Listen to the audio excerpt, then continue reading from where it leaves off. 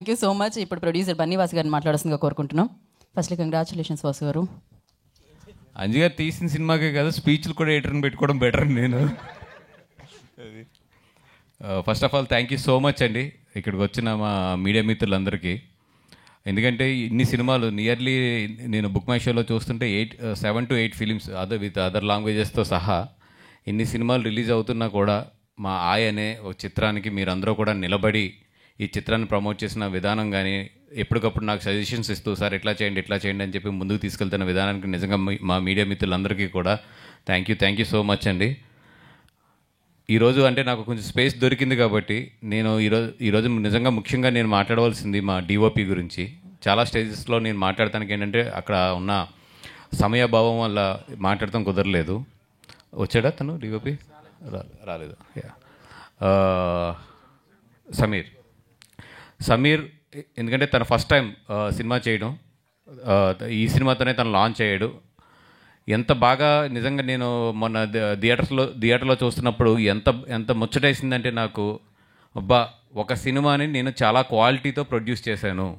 అంటే వర్షం కావాలి, ఒక సినిమా డైరెక్టర్ గారు నేను మాట్లాడుకున్నప్పుడు ఈ సినిమాకి వర్షం అనేది ఒక ఎలిమెంటు. అండ్ సినిమా అంతా కూడా ఇప్పుడు మనకి అందరికీ కూడా చాలా ఇష్టం, క్లౌడీగా ఉండి అలా లైట్ వర్షం ఉన్న వర్షం రోజు అందరికీ కూడా చాలా బాగుంటుంది. థియేటర్లో ఆ మూడ్ క్రియేట్ చేయాలి. అట్లాంటి ఒక మూడ్లో ఒక సినిమా రన్ అవుతే బాగుంటుంది అంటే అది అంత ఈజీ టాస్క్ కాదు అది ఒక డిఓపికి. చాలాసార్లు తన ఎండ్లో షూట్ చేసినప్పుడు నాకు డౌట్ వచ్చింది, ఈ ఎండ్లో రెయిన్ ఎలా సెట్ అవుతుంది, లేదా ఈ ఎండకి మేము అడిగిన మూడ్ ఎట్లా సెట్ అవుతుంది ఏంటి అని చెప్పి. బట్ తన డిఏ అయిన తర్వాత కాపీ చూస్తున్నప్పుడు ఎస్పెషల్లీ రెయిన్ గురించి కానీ మూడ్ ఆఫ్ ద ఫోటోగ్రఫీ గురించి కానీ మాట్లాడుతున్నారు. తను నిజంగా చాలా మంచి కెమెరామ్యాన్ అవుతాడు తను. 100% థ్యాంక్ యూ సమీర్. ఎందుకంటే బికాస్ నిన్ను ఎంత స్ట్రగుల్ పెట్టాము, ఎన్నిసార్లు నువ్వు షూటింగ్ ఆపమంటే నేను ఇసుకున్నాను, ఇవన్నీ నాకు తెలుసు కాబట్టి చెప్తున్నాను. Thank you so much for your effort and everything. అదేవిధంగా ఈరోజు ఇంకొక ఇద్దరు గురించి మాట్లాడాలి. ఒకటి అజయ్ అర్సద్ గురించి అండ్ రామ్ మిరియాల్ గారి గురించి. వీళ్ళిద్దరి గురించి కూడా చెప్పాలి. రామ్ మిరియాల్ గారు ఇచ్చిన సూఫియానా సాంగ్ కానీ రంగనాయకి సాంగ్ కానీ ముందు కన్నా కూడా సినిమా రిలీజ్ అయిన తర్వాత దాని యొక్క ఇది చూస్తుంటే నెంబర్ ఆఫ్ వ్యూస్ చూస్తుంటే చాలా బాగా వెళ్తున్నాయి. అంటే నిజంగా చాలా మంచి మెలోడీస్ సుఫియానా అనేది. బిఫోర్ సినిమా రిలీజ్ నేను నిజంగా ఏంటంటే మంచి సాంగ్ ఏంటి వెళ్ళట్లేదు అనుకున్నాను, కానీ దానికంతా కూడా ఇప్పుడు సినిమా రిలీజ్ అయిన తర్వాత అది చాలా బాగా వెళ్తుంది ఆ సాంగ్. అండ్ సెకండ్ థింగ్, మా అజయ్ అర్సద్ గారు ఓ రోజు తన ఇంట్లోనే చేసుకుంటాడు. తన ఇంట్లో ఒక రూమ్ పెట్టుకుని జాగ్రత్తగా చేసుకుంటూ ఉంటాడు. రోజు తన ఇంటికి మణికొండకి వెళ్ళి రావడానికి నాకు ఏంటంటే ఒక గంటన్నర పోతున్నప్పుడు అజయ్ని ఏమడిగానంటే, నేను డైరెక్టర్ గారు ఏమన్నామంటే, అజయ్ ఇక్కడ దాకా వచ్చి మేము ఇక్కడ కూర్చుని మళ్ళీ వెనక్కి వెళ్ళాలంటే మాకు 3-4 అవర్స్ డేలో పోతుంది, ఏం చేద్దాము అంటే, సార్ నేను మీ దగ్గరికి వచ్చేస్తాను అన్నాడు. ఫస్ట్ టైం ఒక మ్యూజిక్ కంపోజర్ తన మొత్తం సెటప్నంతా తీసుకొచ్చి ఒక ప్రొడ్యూసర్ ఆఫీస్లో కూర్చుని రూమ్ పక్కన చక్కగా డైరెక్టర్ గారిని వీళ్ళందరినీ కూడా కూర్చోబెట్టుకుని, సార్ ఇది ఓకేనా, ఇది ఎట్లా చేద్దాం అని. అంటే తను ఏదో ఒక 9 o'clock ఆఫీస్కి వెళ్ళి 6 o'clockకి ఒక ఆఫీస్ నుంచి బయటికి వెళ్ళినట్టు వర్క్ చేశాడు.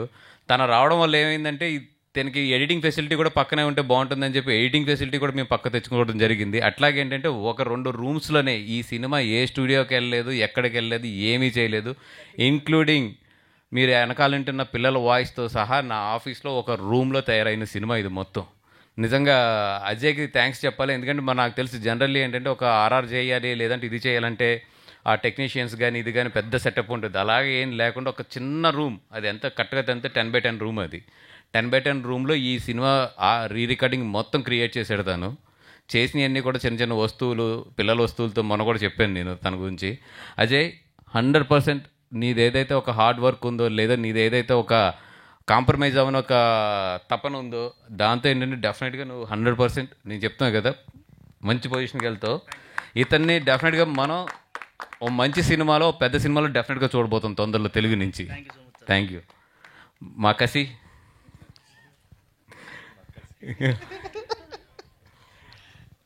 అంటే రాజు గారు రాణి గారిది నేను రిలీజ్ అవ్వకముందు కాపీ చూసినప్పుడు ఇతనితో డైలాగ్ ఉంటుంది, విత్తనం అనే డైలాగ్. యాక్చువల్ మన సినిమాలో ఉంది, లెంత్లో లెగిసిపోయింది అది మళ్ళీని. ఆ రోజు అన్నాను, ఇంకా రిలీజ్ కూడా అవ్వలేదు, ఇతను చాలా మంచి యాక్టర్ అవుతాడు అన్నాను. ఎందుకంటే ఏదో తెలీదు, ఎప్పుడు కూడా ఒక మంచి యాక్టరో లేదా ఒక ఇది అయ్యేది ముందు ఒక ఆరా అయితే ఒక మనిషికి కనబడుతూ ఉంటుంది. నాకు ఎందుకు ఇతనిలో ఆ రోజు అది కనిపించింది, ఇతను ఏ రోజైనా సరే ఒక మంచి కమెడియన్ అవుతాడు, మంచి యాక్టర్ అవుతాడు అనేది. ఏమో అలాగా వేరే స్టేజ్కి కూడా వెళ్ళిపోతావేమో. అంటే అన్నిటికన్నా కష్టమైంది హాస్యం పండించడం. ఇందాక నేను ఎన్టీఆర్ గారిని కలిసినప్పుడు కూడా ఆయన ఒక చాలా మంచి మాట అన్నారు డైరెక్టర్ గారితోని. ఏమంటే నవ్వించడం అనేది ఒక వరం, నవ్విస్తూ ఉండండి అన్నాడు ఆయన. నిజంగా అంటే ఆయన అన్న ఆ మాట మీ అందరికి ఇప్పుడు నీ వల్ల నాకు తెలుసు. ఎందుకంటే ఈరోజు పొద్దున్న ఒకళ్ళు కాల్ చేశారు నాకు, ఎక్కడి నుంచి, తాడేపల్లిగూడెం నుంచి కాల్ చేసి ఎవరో ఒక లేడీ మీతో మాట్లాడతారండి అని చెప్తే ఆ లేడీ మాట్లాడింది నాతో. వాళ్ళ ఇంట్లో వాళ్ళ సిస్టర్ వాళ్ళ కొడుకు ఎవరో పోయారంట. ఆవిడ ఇంచుమించు ఒక 6 months 7 months నుంచి బయటికి రాకపోతుంటే మొన్న August 15th ఈవిడ ఎవరైతే సిస్టర్ ఉన్నారో పనిగట్టుకుని, సార్ లేదు ఏదో ఒక సినిమాకి వెళ్తే నీ మూడ్ మారుతుందని చెప్పి ఆ సినిమాకి తీసుకొచ్చిందంట. ఆవిడ తీసుకొస్తే 1 year తర్వాత ఆవిడ కొంచెం నవ్విందంట. ఆవిడ ఫోన్ చేసి దానికి నా నెంబర్ తీసుకుని ఎవరి దగ్గర నుంచి ఫోన్ చేసుకుని థ్యాంక్స్ అండి మీకు అని చెప్తే నాకు ఫస్ట్ 2 నిమిషాలు సింక్ అవ్వలేదు. కానీ ఆవిడ ఏదో అంటే తడబడతా మాట్లాడింది. ఫోన్ పెట్టేసిన తర్వాత నాకు అర్థమైంది, అబ్బా ఈ సినిమాకైతే ఇది చాలు అనేది. డబ్బులు ఇవన్నీ తర్వాత విషయాలు, కానీ ఇది చాలా మంచి విషయం ఒకటి జరిగింది అనేది. అంటే అది నిజంగా ఆయన ఎన్టీఆర్ గారు అన్నట్టు అది నవ్వించడం అనేది ఒక వరం. ఆ వరంకి మీ అందరికీ దేవుడు ఆ ఆశీస్సులు ఇచ్చాడు. కుమ్మండి, వీలైనంత మందిని నవ్వించండి, వీలైనంత మందిని థియేటర్ నుంచి హ్యాపీగా పంపించండి. మా డైరెక్టర్ గారు అంజీ, అలాగే అంజీ నేను చెప్తాను నీకు. Ankit, all the best Ankit. Ankit వచ్చినప్పుడు ఏంటంటే బయట చాలా కామ్గా ఉంటాడు, చాలా కంపోజ్డ్గా ఉంటాడు. ఇతను ఆడిషన్కి వచ్చిన రోజున అంజీని నేను ఒకటి అడిగాను, ఇతను చేయగలడా మామూలుగా పోతే ఏంటంటే ఇప్పుడు కసిని చూస్తే ఏంటంటే హడావుడు ఉంటుంది. ఆఫీస్లోకి రాగానే మొత్తం దొల్లుతాడు, ఎందుకు మీద పెడతాడు, వాళ్ళ మీద జోకులు వేస్తాడు, వీళ్ళ మీద జోకులు వేస్తాడు, చాలా ఆ వైబ్లోనే ఉంటాడు. అంకిత్ చాలా కంపోజ్డ్గా ఉంటాడు, చాలా నీట్గా డీసెంట్గా అసలు మాట్లాడాలా లేదంటే ప్రతి పదం కూడా చెక్ చేసుకుని మాట్లాడుతూ ఉంటాడు. ఇప్పుడు ఏమైనా అనుకుంటారా ఏంటి ఇవన్నీ కూడా. నేను అడిగాను అంజీని, సార్ అంజీ ఇంత కంపోజ్డ్గా ఇంత సాఫిస్టికేటెడ్గా ఉన్నాడు, ఇతను పర్వాలేదా, మనం అంత అల్లరగా ఉంటుంది కదా అంటే, లేదు సార్ మీరు చూడండి స్క్రీన్ మీద అన్నాడు.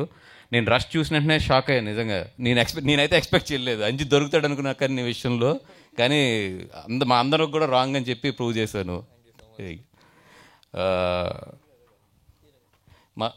ఉండవయ్యా, నాకు స్టేజ్ ఎక్స్పీరియన్స్ ఉంది. కాదు, ఆర్డర్ నాకు తెలుసు, ఒక ప్రోటోకాల్ ఆర్డర్ ఉంటుంది మాట్లాడేటప్పుడు.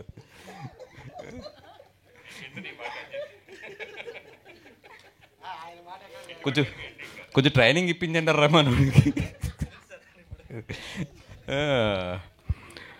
మా అంజి గారు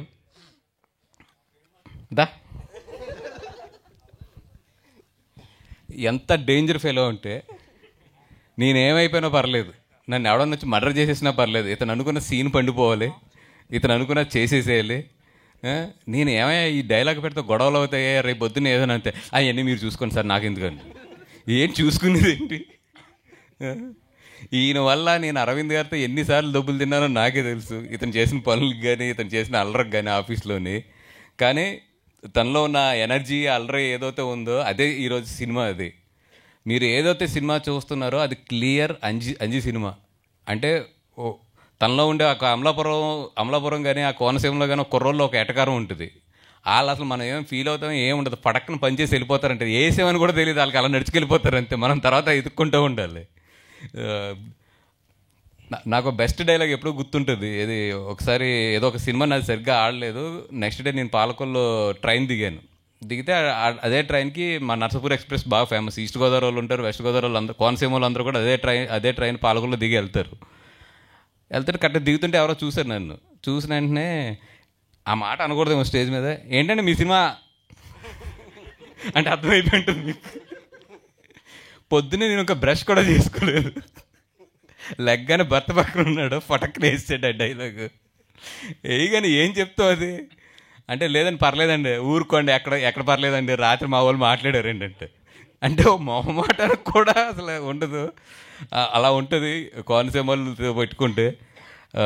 అట్లాంటి ఏరియాలో అది కోర్ ఏరియా నుంచి వచ్చాడు అంటే మనోడితో రోజు నాకు ఎలా పడి ఉంటుంది ఆలోచించండి. ఏదన్నా ఈ డైలాగ్ కొంచెం లెంత్ తగ్గిందో పర్లేదంటే ఇంకా ఏమండి మీరు అలాగో తీ సినిమా అనేవాడు అంతే. అంజీ బట్ చాలా మంచి కామెడీ టైమింగ్ ఉన్న, కామెడీ అనే కాదు తనలో చాలా రసాలు ఉన్నాయి. అవన్నీ కూడా ఎదరెదర వచ్చే కొలది ఒక్కొక్క రసం బయటకు వస్తుంది. ప్రజెంట్ అయితే ఏమంటారు దీన్ని, హాస్యరసం వచ్చింది. లేదు లేదు డెఫినెట్గా అంజీ నెక్స్ట్ సినిమా నాకే చేస్తాడు అనుకుంటున్నాను. అనుకుంటాం కాదండి, అవును. నువ్వేం కమిట్ అయినా నేనేం కమిట్ అయినా అక్కడ గీతార్స్లో ఒక లైవ్ ఉన్నది, ఆయన అక్కడ చూస్తున్నాడు ఆల్రెడీ. వీళ్ళిద్దరు ఎవరో వీళ్ళకి కమిట్ అవుతున్నారు అనుకుంటారు. ఆయన లేకుండా ఏం మాట్లాడదులే, వద్దులే. Thank you. మా హీరో నితిన్ గారు, ఫ్యామిలీ అనకూడదని ఇందాక నేను ఏదో ఎన్టీఆర్ గారి దగ్గర ఉన్నప్పుడు పెద్ద ఫ్యామిలీ అంటే వాసు గారు దయించి మీరు ఆ మాట కాకుండా ఫ్యామిలీ అనే మాట మాట్లాడండి, పెద్ద పెద్ద అనేది పెట్టద్దు అన్నారు. నిజంగా ఐఎమ్ ఆయన so respectful for him. Like ఆయన మధ్యాహ్నం మమ్మల్ని అందరిని ఆదరించి అంత బాగా మమ్మల్ని దగ్గర తీసుకుని మమ్మల్ని అందరిని అప్రిషియేట్ చేశారు ఆయన. నితిన్ గారు వెరీ సింపుల్గా చెప్పాలంటే ఆయన సక్సెస్కి ఏదన్నా ప్రతి మనిషికి కూడా ఒక సక్సెస్ అయ్యాడంటే ఒకటి ఉంటుంది. ఒకరికి హార్డ్ వర్క్ ఉంటుంది, ఒకరికి క్రియేటివిటీ ఉంటుంది, ఒకరికి స్మార్ట్నెస్ ఉంటుంది. అదేవిధంగా ఒక్కొక్కరికి ఒక క్వాలిటీ ఉంటుంది. నితిన్ నాకు తెలిసి తన ఫ్యూచర్లో పెద్ద స్టార్ లేదంటే ఫ్యూచర్లో చాలా బాగా సక్సెస్ అయితే తనకున్నది నేను అబ్జర్వ్ చేసిన దాంట్లో ఏంటంటే తన సింపుల్సిటీ, తన గ్రౌండెడ్. మళ్ళీ ఫ్యామిలీ అనకూడదు కాబట్టి ఒక మంచి బ్యాక్గ్రౌండ్ నుంచి వచ్చినా కూడా తన సింపుల్సిటీ, తనకి ఏదైతే గ్రౌండెడ్నెస్, ఒక చాలా లైట్గా ఒక విషయాన్ని ఆలోచించే విధానం ఏదైతే ఉంటుందో డెఫినెట్గా వాళ్ళు ఎప్పుడు కూడా సక్సెస్ అవుతారు. మా నితిన్ కూడా 100% సక్సెస్ అవుతాడు. అతను కూడా మంచి పొజిషన్లో చూడబోతున్నాం మనం అందరం. Thank you Nitin, thank you for everything. ఈ ఫిలింకి నీ ఎఫర్ట్స్ కానీ, ఈ ఫిలింకి the way you cooperated every moment, ఎన్ని కష్టాలున్నా ఏం చేసినా కూడా దాన్ని చాలా లైటర్ వేగా తీసుకెళ్ళిపోయావు. Thank you so much. అంటే నీ స్పిరిట్ ఏంటంటే మొత్తం యూనిట్లో నువ్వే అలా ఉంటున్నప్పుడు అందరూ కూడా దిగొచ్చి కసిరెడ్డి మెయిన్ దిగొచ్చాడు. కసిరెడ్డి ఇబ్బంది పెట్టాడు బాగా. ఎప్పుడైతే ఆయన గ్రౌండెడ్గా ఉన్నారో మొత్తం టీం అంతా కూడా గ్రౌండెడ్గా ఉంది. Thank you so much for నేను లేని రోజుల్లో కూడా మొత్తం ఎదురుండి చూసుకున్నాడు అన్నీ కూడా, అక్కడ ప్రొడక్షన్ దగ్గర కానీ ఇట్లా దగ్గర కానీ. Thank you so much Nitin, thank you. Nayan, అయ్యో ప్రోటోకాల్లో నీతో మాట్లాడిన తర్వాత ఆయనతో మాట్లాడదు. మా నయన్ అమ్మాయినైతే నేను పూజ వరకు అయితే చూడలేదండి. నేను కేవలం అంజీ నాకు ఒక వీడియో పంపించాడు, వీడియో చూసి బాగుంది అంజీ మనం 100% అంటే అప్పటి వరకు ఒక హీరోయిన్ అనుకున్నాము. లాస్ట్ 1 వీక్లో ఏదో అక్కడ కొన్ని ఇబ్బందులు వచ్చి ఆ అమ్మాయి చేయలేక షూటింగ్ స్టార్ట్ అవుతుంది, ఏం చేయాలి అనుకున్నప్పుడు అంజీ గారు నైన్ని పంపించారు. ఎందుకో తెలీదు ఆ అమ్మాయి కళ్ళల్లో అయితే ఓకే మనిషి ఎలా ఉన్నా ఇవన్నీ తర్వాత విషయం, బట్ ఈ కళ్ళు మాత్రం 100% వర్కౌట్ అవుతాయి ఈ సినిమాకని అనుకున్నాం. నిజంగా ఈరోజు 9 అనే పేరుకి తన కళ్ళల్లో పలికించిన ఏదైతే అవి ఉన్నాయో, ఎస్పెషల్లీ లాస్ట్ బ్రిడ్జ్ మీద సీన్ ఏదైతే తను చేసిందో చాలా మెచ్యూర్డ్గా, చాలా ఒక 10 సినిమాలు చేసిన అనుభవం ఉన్న ఒక హీరోయిన్లా చేసింది. ఎందుకంటే ఆ సీన్ చాలా కష్టం హోల్డ్ చేయడం. ఎందుకంటే చాలా థియేటర్లో ఏమాత్రం ఆ సీన్ అటు ఇటు బ్యాలెన్స్ అయ్యి హీరోయిన్ ఎక్స్ప్రెషన్ సరిగ్గా చేయలేకపోయిందో వెనకాల నుంచి డైలాగులు పడిపోతాయి. మీకు అందరికీ తెలిసిందే, ఎప్పుడు ఎమోషన్ సీన్స్ చాలా జాగ్రత్తగా ఉండాలి. ఎక్కడా కూడా కూర్చున్న వాళ్ళందరినీ కూడా తన నటంతో కట్టిపడేసింది ఆ బ్రిడ్జ్ మీద ఉన్న సీన్తో. అయితే 9 100% enjoy the success and thank you so much. I think మా co producers Bhanu and Riyaz అందరూ కూడా, అండ్ మా దాంట్లో మాయ క్యారెక్టర్ చేసాడు అమ్మాయి, Maya character Krishna Chaitanya, all the best Krishna Chaitanya. And మా ఆటగాడు అంటే 80 ఏళ్ళు ఆయనకి, 80 ఏళ్ళు.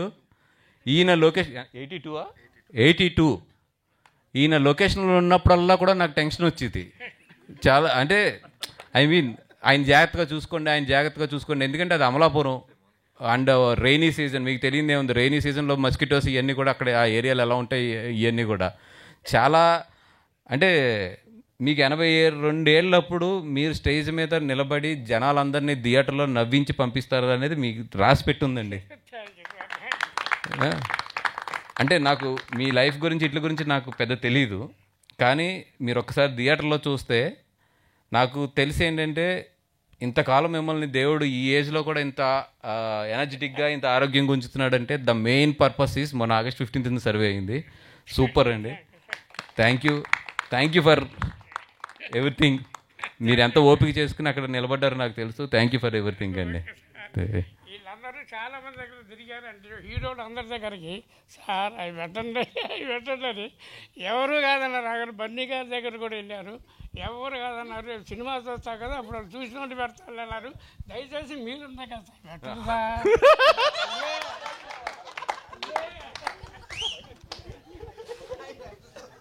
అరే రే, సరిగ్గా వాల్యూమ్ రాలేదే అనుకున్నాను నేను. క్రేజీ అసలు ఆయన ఏమన్నాడు అర్థమైందా? ఒకసారి చెప్పండి.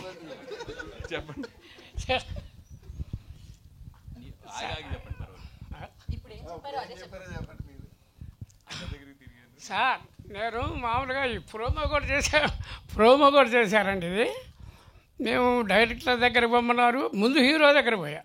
సార్ డైరెక్టర్ దగ్గర ఏమో బన్నీవాసు గారి దగ్గర పొమ్మన్నారు. ఆయన అయ్యా మేము పెట్టింది ఇప్పటికే చాలా పెట్టాము, నేను అవి పెట్టలేను అయ్యా. అరవింద్ గారి దగ్గర పొమ్మన్నారు. అమ్మో సరే వెళ్తాను. అరే వెనకనే డైరెక్టర్ గారు ఈ ప్రొడ్యూసర్ గారు, అమ్మో ఈ ముసవాడు అక్కడ కూడా పోయేటట్టు ఉన్నాడు, అరే రా నీ ఇద్దరు లాక్కొచ్చి నన్ను బయటకు పంపారు. సినిమా వస్తుంది వాళ్ళు ఎవరో చూసినట్టు పెడతారు రే. అందుకని వాళ్ళు ఎవరు పెట్టలేదు సార్, మీరైనా చూశారు కదా కాస్త అవి పెట్టరు సార్. అయ్యే క్రేజీ.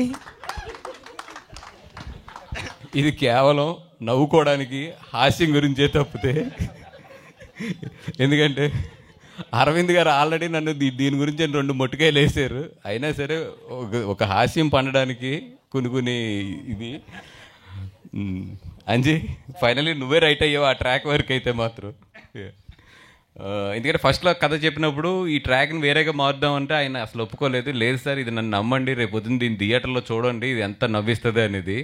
నిజంగా నేను థియేటర్లో చూసినప్పుడు ఏంటంటే that is what confidence on the what he brought. నిజంగా నేను అంటే ఇది నవ్వుతారని తెలుసు కానీ అంత నవ్వుతారు అనుకోలేదు నేను.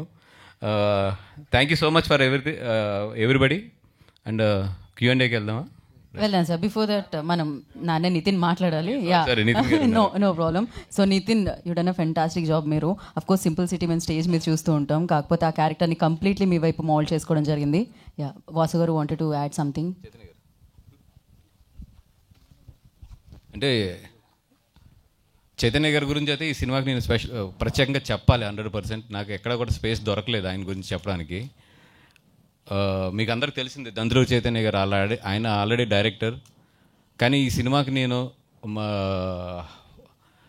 నాకు ఒక హెల్ప్ కావాలండి, నాకు ఒక హ్యాండ్ కావాలి. ఎందుకంటే ఇప్పుడు నా ప్రొడక్షన్లో చాలా సినిమాలు రన్ అవుతున్నాయి. దీని మీద అంటూ కాన్సన్ట్రేట్ చేసి నేను లేని టైంలో కానీ నేను ఏదన్నా బిజినెస్ టైంలో బయటికి వెళ్ళిన టైంలో కానీ మొత్తం కూర్చుని ఈ సినిమాని నేను లేకపోయినా సరే నేనున్నట్టు మొత్తం తన ఒక పెద్ద మనిషికి నా వైపు నుంచి ఒక పెద్ద తరహాలో కూర్చుని అక్కడ వీళ్ళందరినీ కూడా గైడ్ చేయడం జరిగింది. Thank you so much. అంటే ఒక డైరెక్టర్ పొజిషన్లో ఉండి ఇంకో సినిమాని ప్రొడక్షన్ వైపు నుంచి హ్యాండిల్ చేయడం అనేది చాలా తక్కువ మంది అది ఒప్పుకుంటారు. కానీ నా గురించి చైతన్య వచ్చి మొత్తం అవన్నీ కూడా ఒప్పుకుని నాతో పాటు రాత్రింపగళ్ళు కూడా లాస్ట్ 1 month కూడా నాతో పాటు జర్నీ చేసాడు ఆయన. ఎవరికైనా ఏదైనా చెప్పాలన్నా నేను అరవింద్ గారికి కొన్ని చెప్పడానికి కూడా పంపించేవాడిని. అంటే మాకు అరవింద్ గారికి నాకు ఎప్పుడు ఎడిటింగ్ రూమ్లో పెద్ద ఫైట్లు జరుగుతుంటాయి సినిమా రిలీజ్ ముందు. మా ఇద్దరికి మధ్యలో కూడా తను ఉండి నాకు సర్ది చెప్పడం కానీ, అరవింద్ గారికి సర్ది చెప్పడం కానీ, అటు డైరెక్టర్ గారికి సర్ది చెప్పడం కానీ, మా అందరినీ కూడా ఒక లైన్ మీద తీసుకెళ్ళాడు. చైతన్య గారు thank you so much for your help అండి. For a friend.